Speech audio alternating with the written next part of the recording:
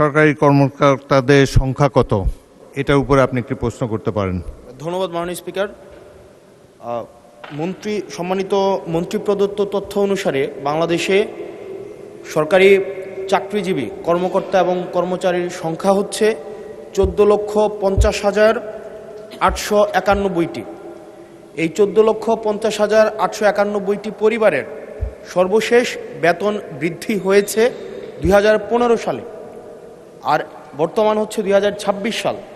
গত 11 বছরে কোনো বেতন বৃদ্ধি হয়নি, অথচ এই 11 বছরে মুদ্রাস্ফীতি 55 থেকে 65% পর্যন্ত বৃদ্ধি হয়েছে।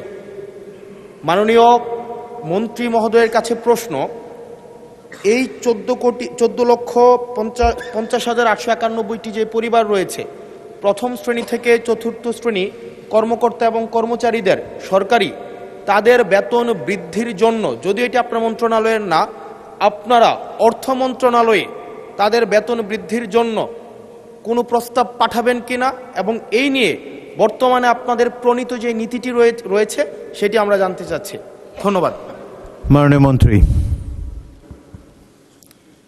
মাননীয় স্পিকার, ইতিমধ্যেই পে কমিশন গঠিত হয়েছে আমরা জানি। তো বিষয়টি অর্থ মন্ত্রণালয়ের আওতাধীন, আর এই বিষয়ে যদি পৃথক নোটিশ দেওয়া হয় তাহলে এই বিষয়ে বিস্তারিত মহান জাতীয় সংসদে মাননীয় সদস্যের উত্তরের জন্য উপস্থাপন করা হবে। মাননীয় স্পিকার, আপনাকে ধন্যবাদ। ধন্যবাদ মাননীয় মন্ত্রী।